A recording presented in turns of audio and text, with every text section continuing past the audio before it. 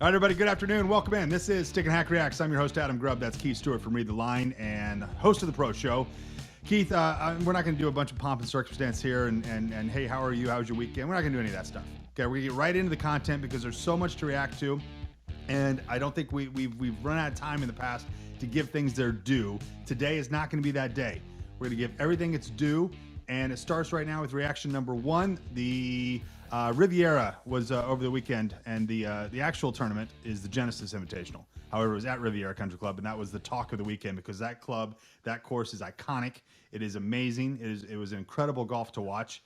But more incredible was a boy by the name of Joaquin Niemann. I call him a boy because just 4 or 5 years ago, he was a rookie. He was fresh on the scene, and now here he is today with his second victory over the weekend. He fired 63-63 on Thursday, Friday. He had one of those magical runs, flat stick working. Joaquin Niemann, a winner at the Genesis Invitational Tiger Woods tournament. Your reaction, Keith? Hey, 2 big thumbs up for him. He's 23 years old. He's got 2 wins now on the PGA Tour. You know, a lot of people talk about these guys that are under 25, like Morikawa and Hovland, and you know, Joaquin's got to be right in there. I mean, can you imagine he's played 101 PGA Tour events? No. 101. I couldn't believe that. Holy cow. You know, he's 23 years old, and he's played 101 PGA Tour events. He's got 2 wins. He's got a bunch of runner-ups. I mean, I was thoroughly impressed by what he did this week because Riviera is no joke. And that guy took the place down. It was impressive. I mean, 126 for the first 2 days was just off the charts good. So there was talk though that I mean the putter has always been, not always, for the last couple of years, been kind of his nemesis. It's been something that has kept him out of that top 5, top 20, or top 10 on a majority of weeks, is because he just can't putt. But that was not the case early on this week. Everything was working. That is golf. Sometimes everything works. But what is amazing, and what I always think about, is that everything has to work for 4 straight days. It's one thing for an amateur like us, more specifically me, to have things working for a front 9, right? To have things working for maybe a little bit of a run. But these guys have to, everything has to work for 4 days. This field was no joke. The course was no joke. If you look back at Joaquin and you say, okay, how impressive was this win? The stats don't lie, but the field doesn't lie. He was being chased by the JTs and the Morikawas and the like. He was being chased throughout the weekend. He held firm, didn't let the moment get him, and came out victorious. Your reaction just to his presence all weekend and his putting? Well, I mean, the putting was shaky at times, but the ball striking is never shaky with him. I mean, I think he gained like 14 strokes on the field in 4 rounds. Unbelievable. I mean, granted, the putting was great the first 2 days. Even Saturday, it was okay. Sunday, it showed signs of the other days that Joaquin plays golf. You know what I mean? Like, it wasn't Riviera days. But, I mean, at the end of the day, we say this all the time, Adam, right now in golf. It's just an embarrassment of riches. I mean, I'm not embarrassed to talk about it, but, I mean, look at the leaderboard. Hovland, Morikawa, Niemann, this young upstart, Cam Young. He's from up here in the New York City area. I mean, these guys, did you see how good they were? Yeah. You know, and how entertaining the golf was, and how far they're hitting the ball, and the types of dynamic shots that they're hitting. I mean, to me, that's really the story of the whole weekend, is that when you look at it, we had 10 of the top 10 in the world, and the Cantleys and the Rahms were kind of off doing their own thing, and you had these 4 or 5 young guys. Even Scheffler was in there. He's another young guy. I mean, all these guys are under 25, and it's pretty exciting what the PGA Tour has going on, and it sounds to me like even after yesterday, they've got more going on than maybe we gave them credit for. All right, so let's talk about the embarrassment of riches, an interesting phrase for the weekend. The embarrassment of riches reared its head on the negative side for my favorite league, the upstart, the Live Entertainment Saudi-backed Super Golf League. Okay. Yeah. Now it has been and I want to get into this on my side briefly, so everyone who is maybe new to the show, first of all, welcome. That this has been a topic of conversation for months because I find it fascinating. I find it exciting. I thought that there was something there. I thought it was something cool. Somebody bringing something new to golf and kind of upsetting the established order, as it were. However, that is now defunct and dead and gone, and for all purposes will be a footnote in the history of golf because of what I would call the worst rollout of any product, service, or plan in the history, maybe since Coke 2, sir. This is perhaps the worst rollout of all time. Keith, your reaction to the Live Entertainment Super Golf League for what it looks like today is dead. Your reaction. Well, you know what? That's so awful. It doesn't deserve a reaction. But we've been doing this for a long time, Adam. I think that statement that you just made gets 2 thumbs up. I mean, I think that the fact that you made that analogy to Coke 2 deserves some serious credit because at the end of the day, Phil Mickelson's ego to prove that he is the smartest man in the room, he figured out that he just wasn't the smartest man in the room this particular time. And, kudos to everybody that kind of stood by the PGA Tour and the PGA Tour for not getting their feathers too ruffled and all that happened and everything. I mean, man, what a dumpster fire. It's unbelievable. Phil, I mean, the guy spent 25 years, with the thumbs up and the smile. He's the people's champion and everything. And now he's going to go out being remembered as a leverage play and a money grab. Man, that's a tough one. He's going to be remembered obnoxious greed. That are going to be the 2 words that are now associated with Phil. And it's very sad. I don't know. I mean, the quote, he might be remembered for scary mother effers. Right? Good point. I mean, he goes on further. We know they killed people, right? I know they have a horrible record on human rights. They execute people over there for being gay. Knowing all of this, why would I even consider it? Because it's a once-in-a-lifetime opportunity to reshape how the PGA Tour operates. So we're going to go, because maybe we don't like golf media, we're going to go partner with, I don't know, Putin and take on the establishment because we don't like it. I mean, you got to be kidding me.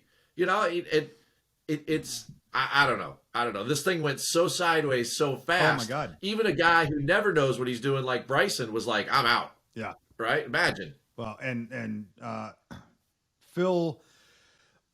So for those that don't know, Keith, take us quickly through the chronological order of the last probably week. Since we last spoke about this on Monday, so many things have happened. PGA stars have come out and said, hey, I know nobody asked, or I know what everyone is asking.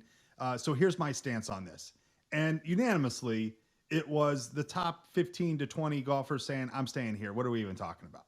Right. And that led itself into more kind of doubling down from Phil and others that were trying to get this thing going.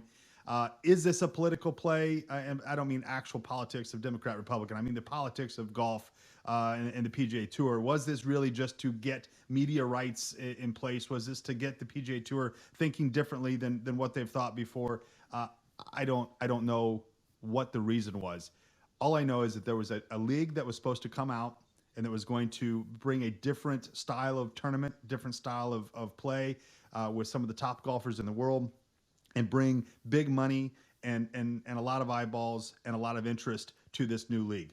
That on its surface, Keith, fine. No problem with that. Zero problem. Then it spun out of control into this them versus you, the PGA Tour situation. It came into a spokesperson that really kind of lost his mind for a bit and was ranting and raving and not helping his cause at all, or the cause of the Live Entertainment League. And then he got no support. Every golfer was running as quickly as they could from it. Even people that nobody cares about were saying, "Yeah, I'm staying here. This is where I live." And those that do care were saying, "I'm staying here."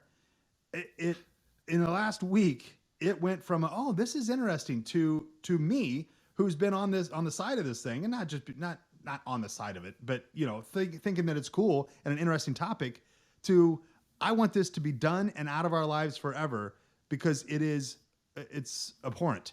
All of it. Well, wait, hang on. I was just past some breaking news, Adam. Greg Norman is no longer returning Phil Mickelson's phone calls. I mean, it's so bad. It. I mean, I'm almost embarrassed for us. I have to be embarrassed for Phil, but I'm almost embarrassed for us that we had to talk about it so much. It's unbelievable. It's This is it's unbelievable. It's this is awful. the bell. This is the Phil bell. Every time that Phil says something stupid to drive this thing further into the ground, we're going to ring the bell because it will be ringing all day long. Here's Keith. Well, Here's what's even more shocking is that on the surface you think of their board meeting at Live Entertainment. They go, you know who we need?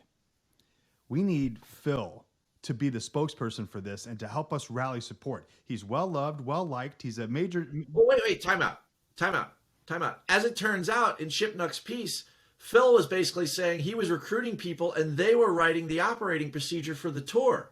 So it wasn't even like they were going to go look for a spokesperson.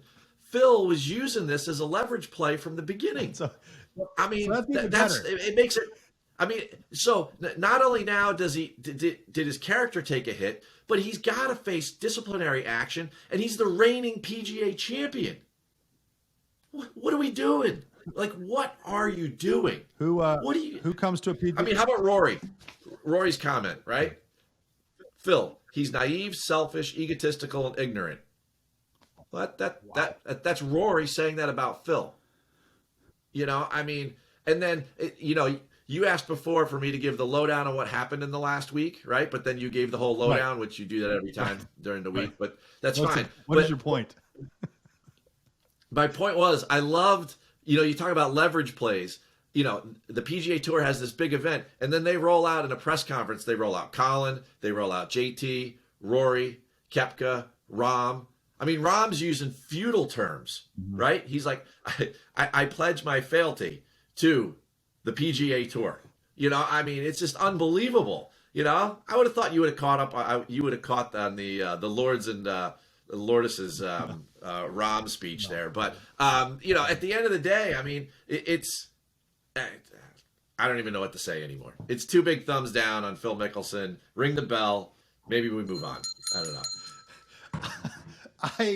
I don't want to move on yet, Keith, okay, because I still have more things. Now, here, I just want to understand, when we say this thing is dead, is it actually dead? Is there any way this thing comes back in a new form? Does everybody take a breath and go, oh my God, that really escalated quickly?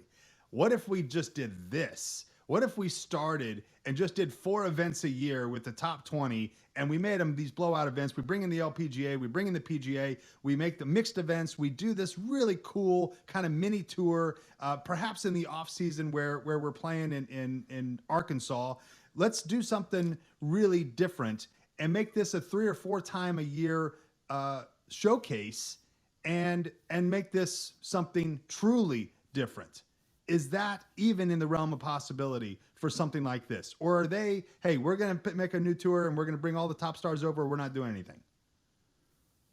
I mean, sure, that's possible. But I think that if we've learned one thing about the last 7 months and what's happened is that it has to happen the right way. Yeah.